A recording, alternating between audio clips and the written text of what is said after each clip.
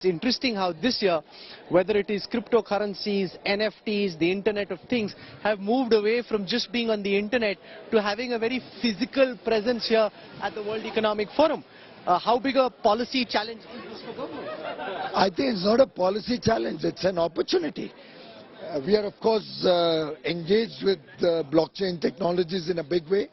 The talent pool that India has is serving world markets when it comes to creating blockchain products. In terms of cryptocurrency, I think the world today has realized that it's not something which one can just accept without due diligence and without proper regulatory processes in place. We are looking at a digital currency, which the Honorable Finance Minister announced.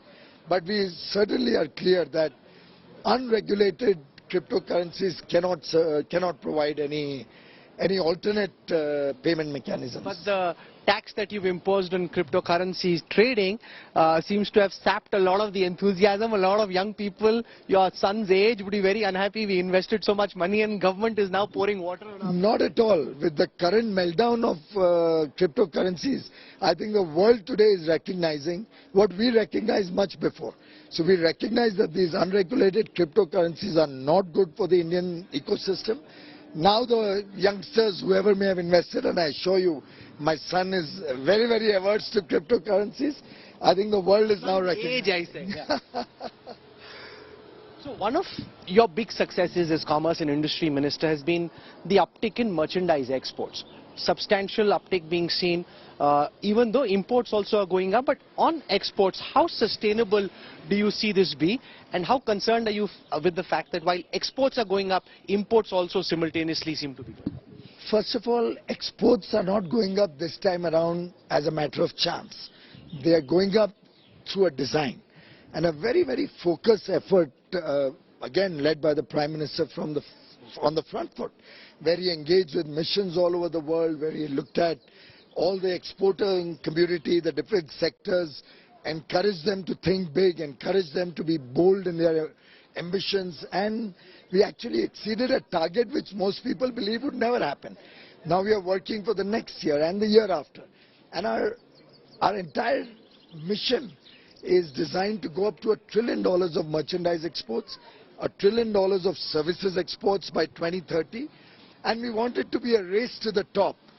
And that's the kind of challenges that India today likes to take on, that the world today recognizes that India is well poised to do. As regards imports, I'm not a very particularly worried person about increasing imports for two reasons. Some of it is, of course, largely petroleum product driven. Some of it is coming in the form of gold and diamonds and jewelry. And both of these help our export economy also. But having said that, the other products that come into India now show that there is a demand. And this demand will generate investment activity in India. Unless people would see demand, they are not going to come to India and set up large manufacturing factories or plants. So now, speaking of investment in India, we're walking past the India state lounges. There's Andhra Pradesh, there's Tamil Nadu, there's Maharashtra that follows, Karnataka and Telangana also here. Does this lead to competitiveness? Like a Janpat kind of situation that you come to my shop, you come to my shop? How do you deal with this very natural element that there be competitiveness among states? You know, before we set out to come to Davos, we engaged with all the states who are participating and the ministers, the chief ministers. And I must share with you, it was such a lovely feeling we got. That's your state, Maharashtra?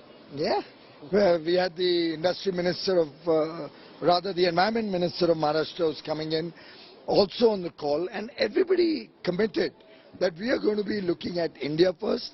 Our focus is going to be to get the India story out as a great story. No politics when you're out of the country, unlike, of course, some leaders.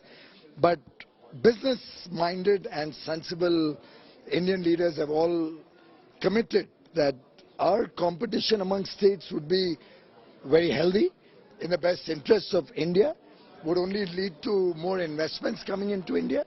And therefore, I think what's happening is good for the country.